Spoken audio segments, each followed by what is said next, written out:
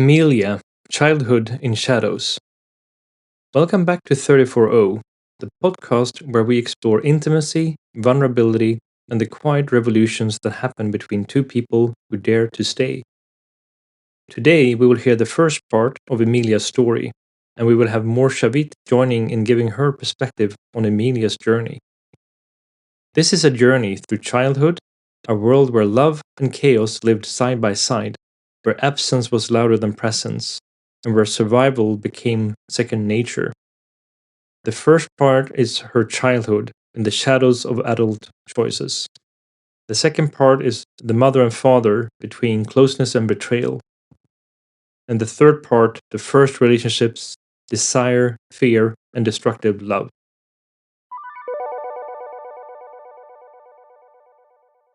Part 1. Childhood. In the shadow of adult choices. Emilia was born into a whirlwind of emotions, on the fringes of order and security.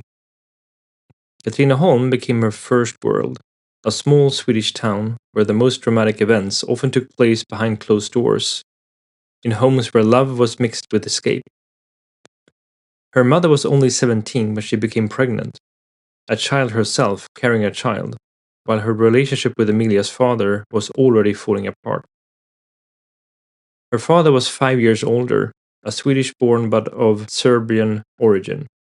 He wasn't ready for responsibility, for fatherhood, perhaps not even for himself. He left the family when Emilia was still a baby, a man in free fall. His escalating drug addiction and mental illness created a sense of threat, something her mother quickly wanted to protect her from. Her entire childhood was marked by repeated words. He's dangerous. It formed an image before she could even remember him. A void with warning signs all around it. But that image changed somewhat much later. Then she saw not only the absent father, but also the broken child inside him. The man behind the fear. Her father's addiction went far. He grew cannabis at home, hiding the plants when her mother's relatives came to visit. Hash psychosis was not uncommon. He even burned down an apartment. And then came the event that became traumatic for Emilia as well, although she was too young to understand it at the time. When she was around 4 or 5 years old, her father was in an apartment in Katrineholm. A man whom her father owned money came. A fight broke out. The other men in the apartment chased him and beat him to death. Everyone except Emilia's father was convicted of murder. He himself was sentenced to forensic psychiatric care. When she was a child, these stories were shrouded in silence, like cracks in the facade.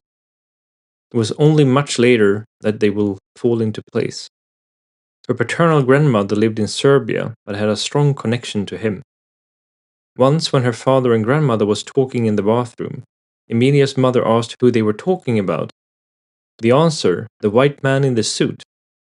The only people in the room were the two of them. The hallucinations were already there. Emilia grew up without her father, not just absent, but laden with guilt, shame, and fear. It was her mother's world that shaped her most. A world full of contrasts, strength and chaos, love and escape.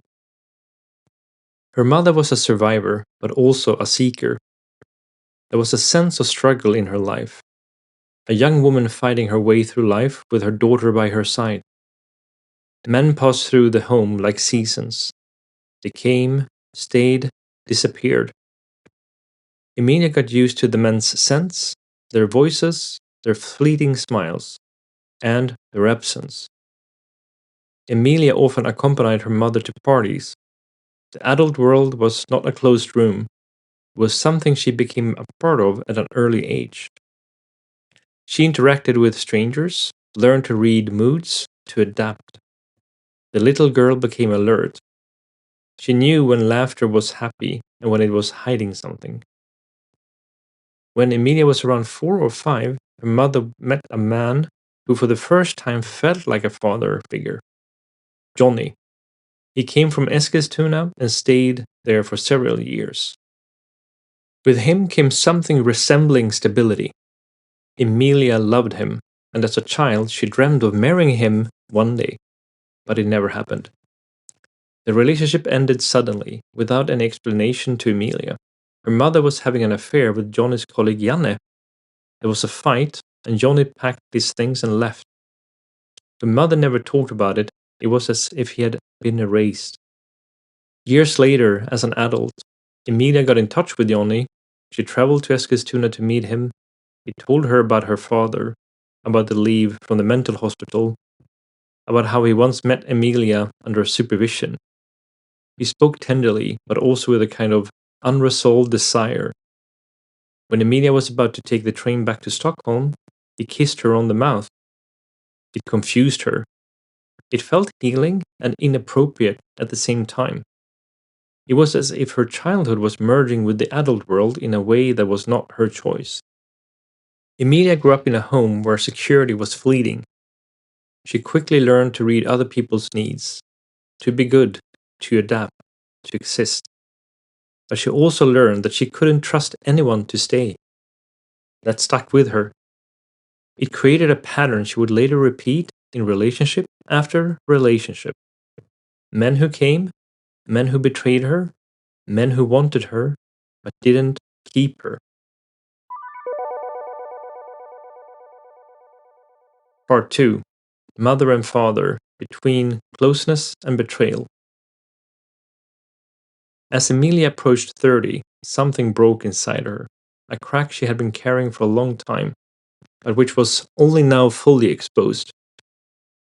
In early June of that year, the police contacted her. Her father Luca had disappeared. Days passed, then weeks. No one knew where he had gone. Fear grew into desperation. Emilia needed support, not just practical, but emotional. But when she turned to her mother, the response was dismissive. Her mother, newly married that summer, didn't understand why she would get so involved. "You'll have to do it yourself," she said when Emilia asked her to contact Lisa, a medium in Katrineholm, in a last-ditch attempt to find clues through spiritual means. Her mother didn't even want to dog-sit Emilia's French bulldog while the search was ongoing. It was as if every time life demanded deep presence, her mother withdrew. She had done it before, disappeared into relationships that turned out to be bubbles, where there were no longer any room for Emilia. And when the bubble burst, it was Emilia who had to pick up the pieces, comfort, rescue, and be the strong one. A day in the end of August, the day before Emilia's 30th birthday, her father was found. He had hanged himself in a tree not far from the cottage where he lived, alone and forgotten. His body had been hanging there for months. It was a shock, but also a brutal end to a relationship that had never really begun, but had always affected her. Emilia decided to go through his house. Together with some friends, she cleared out room after room. In this encounter with his reality, what he had left behind, she began to understand him in a way she never saw before. Not as the father she never had, but as a human being. A broken, vulnerable man whose life became a cry for help that never came. Luca had spent years in psychiatric hospitals. There he had been pumped, full of medication, but never received any real treatment. No conversations, no therapy, just sedation. A chemical lid on a mental crisis. His drug addiction, his psychosis, his hallucinations. Perhaps these were not the roots, but the symptom. And behind them lay trauma after trauma. For the first time, Emilia saw not just the problems, but the man behind them. He painted abstract, colorful paintings filled with storms and sorrow. She had been to an exhibition of his art after his death. The painting screened in color what he could never say in words. It became clear that Luca was not evil. He wasn't even just sick. He was a man who had been abandoned by the system, relationships, perhaps even himself. And Emilia carried a part of him within her. One day during the cleanup, she and her friends went out for lunch. They drove through an industrial area in Katrineholm, and she suddenly had a feeling. Stop here. It was a lunch place. When she walked in, she noticed the paintings, large, colorful, painful. The whole room was filled with art. Behind the counter stood a woman with a Spanish accent. When Emilia asked about the paintings, she replied, "They were painted by Luca. He was here every day, but he recently passed away. He ate lunch here and he sold his paintings to pay his bills. He always talked about his daughter, Emilia." Emilia stood still, completely taken aback. It was her father, in his colors, his words, his presence, in all the paintings in that lunch restaurant. And he had talked about her every day. Now she was standing there, in the middle of his last refuge, where he was still someone, not just a diagnosis, not just an absent father. But her relationship with her mother remained complicated. Growing up, they had been like sisters, almost best friends. Her mother was young, beautiful, strong. She took up space, partied, danced, was lively. Emilia admired her, but also felt that the roles were sometimes reversed. They partied together, laughed together, but sometimes her mother was missing from her mother. In group therapy, Emilia began to distance herself. She understood that she could no longer be her mother's mirror, that their bond needed to be renegotiated, that love also requires boundaries. She felt disappointed, not only that her mother didn't want to help her search for her father, but because it revealed a larger pattern. Every time life got tough, her mother withdrew and Emilia was left alone. There was love between them, still, but it was complicated, gagged. The mother also carried her wounds, her history, her unconscious choices.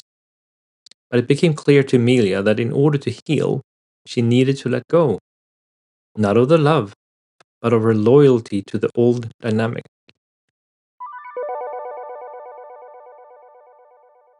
So when you hear about Emilia's childhood, with everything with an absent father and a mother who often withdrew, what emotional patterns do you think a child develops in such an environment?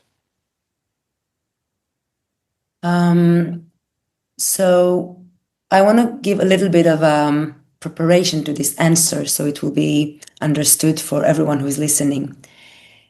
Every child is learning from the dynamic around them in the early ages, meaning as a child, I'm not learning from what is said or what is done, but I'm learning from the dynamic, which is then absorbed in my cells, in my body. And these are the blueprints. These are the limiting beliefs. These are everything I know about myself and the world. Okay. So this is really, really important to understand. Each and every one of us, it's universal. We are learning from the dynamic by observing it in our cells. So for a child like Emilia, who has experienced an absent masculine and absent father, and a mother that is often withdraw, she has learned that love isn't safe, that love isn't something that stays. It can come, but it will go. So for her, the subconscious has been imprinting and understanding that I might be worth it to have someone coming and arriving and start to love me, but I am not good enough for someone to actually stay. And in a behavior patterns, it may look like hyper vigilant. So I can read the mood. I can be really minimize myself. I can perform to be the nice one or what is expected of me in order to bring this love, in order to try to hold this person. Yeah? So love itself is unsafe. So I will perform. Who do I need to be in order for this person maybe will stay and not go away from me? Yeah? Yeah, it's a really good way of putting it. So, how does it then affect a woman's self-image when she grows up with the experience of then men coming and going, or security here that you also talked about, never really staying? You know that love can come, but it can just as well go. Exactly. So, because we are learning about ourselves from the dynamic, a girl that is being experiencing a dynamic of someone that is leaving her all the time, abandoning her all the time, is the learning of my worth is conditional. Yeah, I am not worth just by being me. I am worth only if I am. Okay, so I'm desirable enough to be wanted, but not good enough, not worthy enough to be stayed for. And this will build insecurities, self-doubt, and a lot of shame. Yeah. Yeah. So more, why do many women like Emilia seek out men who remind them of those chaotic times when which they grew up in, even though it actually hurts them in the end of the day? So this is a really good question, Henrik. And before I'm answering it, I wanna point a light into the way you have been asking me this question, which may seem really normal and the way to ask it, but really in the question itself, there is a misunderstanding and misbelief. When we think that Amelia is seeking something like this outside, is as if she has consciousness about it and she's choosing from a conscious place. Whereas actually, without speaking to Amelia, but from speaking with many other human beings, we unconsciously drawn to what is familiar. Seeking may sound like it's an active consciousness space where we are not doing it at all. We are actually longing for something totally different than what we are drawn to automatically. And this is a really important distinguish between the two. So unconsciously, her nerve system, Amelia's nerve system, has been wired that love equal unsafety. And I will say now a sentence and I will repeat it twice so the listeners can really listen to and drop into. Our nerve system will always prefer a familiar hell than an unfamiliar heaven. Our nerve system will always be drawn and would choose unconsciously a familiar hell than an unfamiliar heaven. And what does it mean in this scenario in the case of Amelia? Her nerve system has learned that love is equal unsafe. Love equal man that chooses her but doesn't choose to stay with her. Men that comes and go. That's the blueprint. And so her subconscious will be drawn to the same experience and she will experience it again and again and again. And this is what we are calling the vicious cycle, the repetitive vicious cycle that we try to break so deeply from, but find ourselves again and again in. Yeah? So the only way to break this pattern is to first bring awareness of what it is that is running the show. What are the blueprints and the beliefs and the dynamic that we have learned from a young age that love is?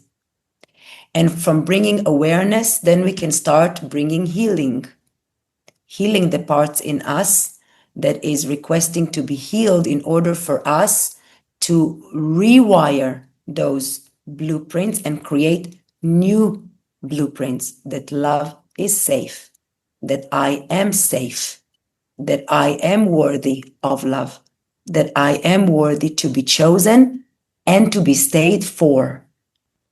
Yeah. Mm. No, I love the way that you're putting it. That you'd rather have a familiar hell than a unfamiliar heaven. I think it's a very, very powerful way of describing it. Yeah.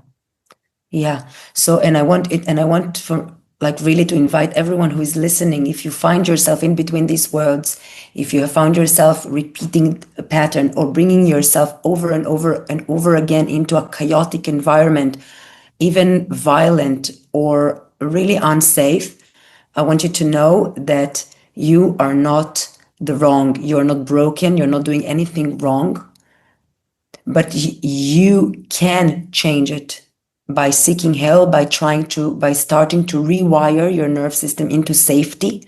You can then start shifting from this unconsciousness that is drawing you into a familiar hell, and to start training your nerve system that it is safe to try something new, heavenly, and create something beautiful for yourself. That's it's such a nice way of putting it more. So one thing that we've seen in the story of Emilia is really around how she behaves with sex and all these things. Do you think that sex sometimes can be an escape from actual intimacy rather than a path into it, so speaking? Absolutely. Absolutely. It can be, as you said in the second part of your question, it can be a pathway and a doorway into a beautiful intimacy and deepen intimacy as we experience intimacy with all of our senses and in the ability of being seen and being held and being loved fully. So, sex, if we are truly in ourself and in our body and present, can lead into a really profound connection. However, if we are arriving to intercourse, to the sexual act from our persona, from who we think we need to be in order to be loved, who we taught as a young child that we need to be, need to do, need to perform, need to control, need to dominate in order to be loved. For both men and women, when we arrive from that space, we have two wounded childs, two personas, two identities that are not the true self, that are meeting for the act of sex, and it's actually deepening the disconnection, one from themselves and from each other. I think But this it is can where definitely escape. Excuse me. Yeah. no, and this is where I think sometimes we talked about this in previous episodes as well. That sometimes people are feeling more shallow or empty after the act of sex with some people when Definitely. they actually give it the body away Definitely. without actually being fully present in it, right? Absolutely. And also, if you think about it energetically, when I perform and when I'm not myself fully, it takes a lot of energy to not be ourselves. And in a sexual intercourse, even more so. And so the feeling of draining is actually both physically and energetically from soul perspective. It's on both ends. Yeah.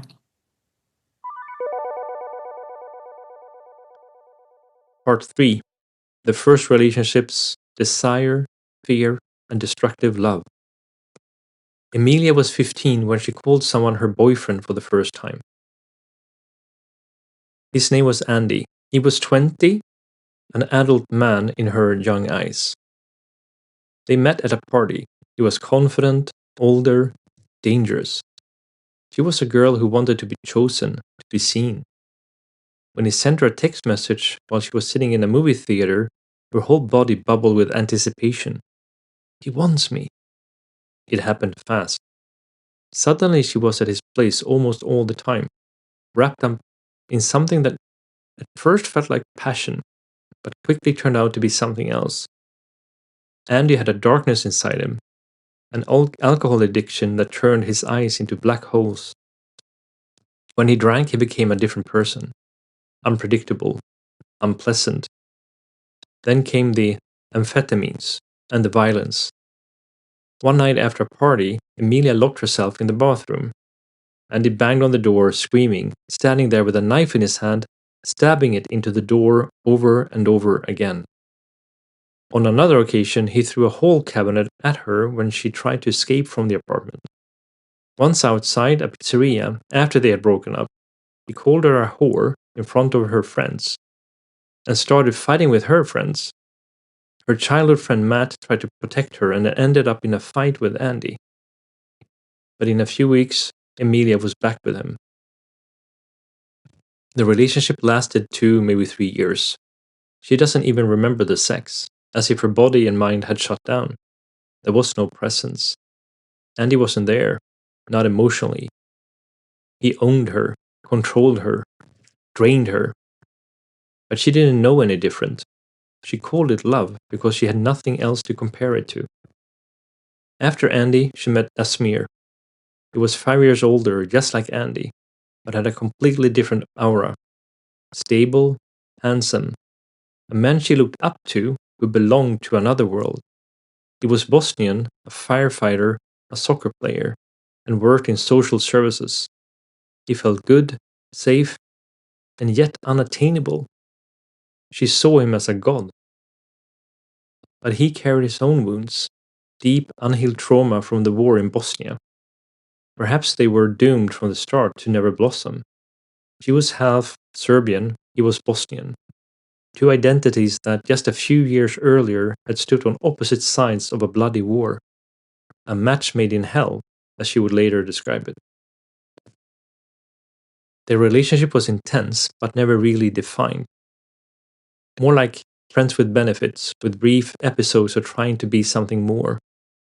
He was never really present, but she held on, tried to reach him, to love him enough. One evening while she was studying to become a nursing assistant, her old friend Jimmy called. He had been in a fight with his mother and asked if he could sleep over. Emilia said yes, as a friend, and when Asmir found out, he disappeared from her life, just like that. No answer, no goodbye. She regretted it deeply. It was like an obsession, a sadness that lingered long after. She lost him and didn't know how.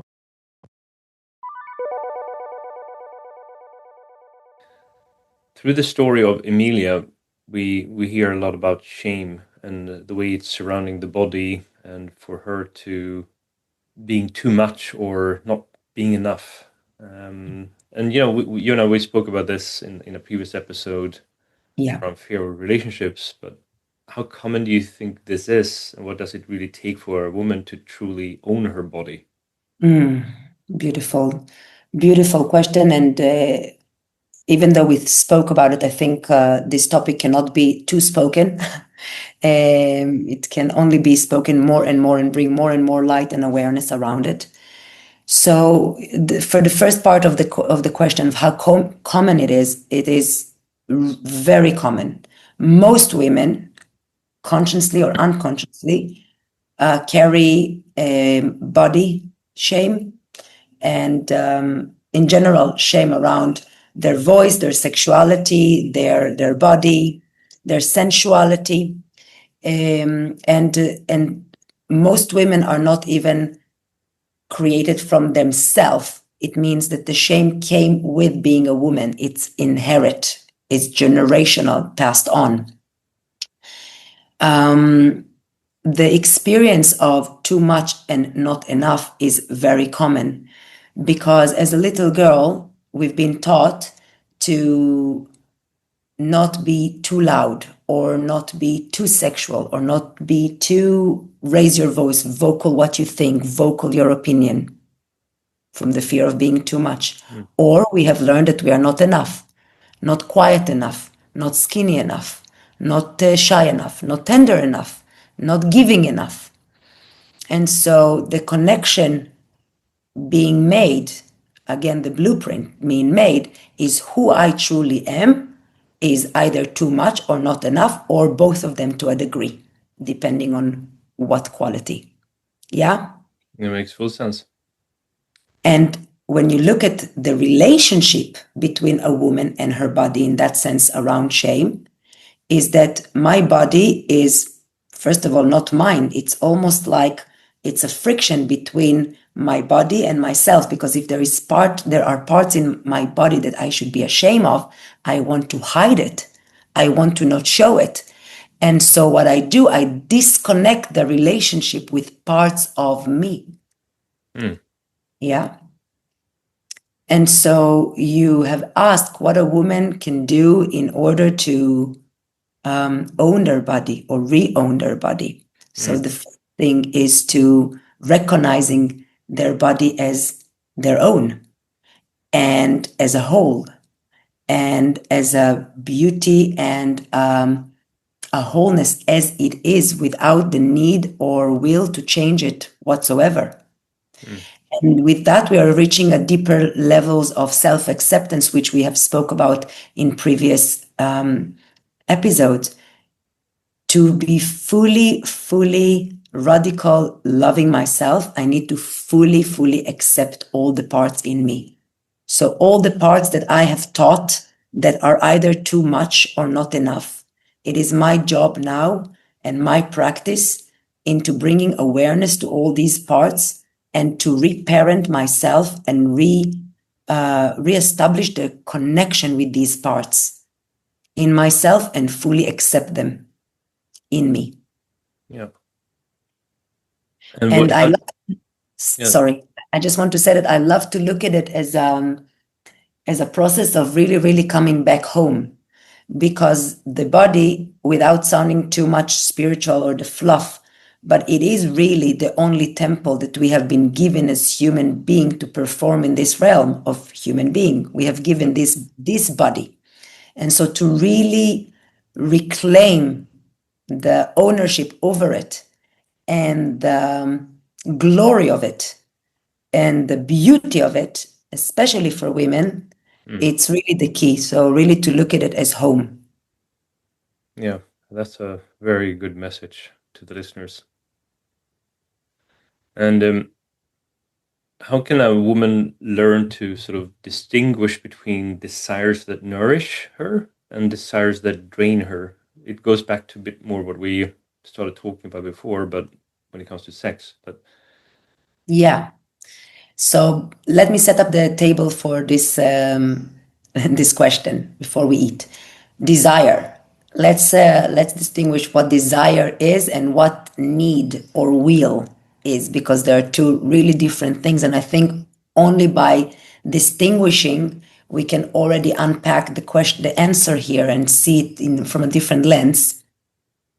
Desire, I like to see it as life seeking expression through you. I will say it again. Desire is life seeking expression through you. My mentor used to say it, still saying it all the time. So when life is seeking expressions through me, desire is an alignment with my higher self, with my soul. mm, Yeah. And so if my body is my temple and my soul has been reside in this temple and is seeking, there is an expression seeking coming through me to experience and to express, and this will be life itself, then how do you think it will feel in the body when I'm following this desire? It mm, will feel calm, it will be it will very. feel safe, it will feel a flow, it will feel expansion.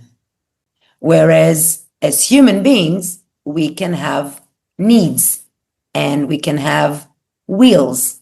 I want, I need, which is very human without any judgment. But another mentor of mine used to say, be aware of the desire of the spirit and the will of the animal. Mm, And if we look at ourselves as part of the animal kingdom and we came here to experience the world, the universe as a human being, then sometimes we have wills or needs that are either mechanical or they are coming from a wounded space that is seeking validation outside. Exactly. What will happen in our body when we will be driven from a will or a need that is trying to seek validation outside of us and not inside of us? How will the body experience it when we will do it or we will have it? Shall we give an very easy example Answer? with the chocolate? Yes. Let's have an example with the chocolate. And guys, this is not a judgmental. I also sometimes have the chocolate bar at night.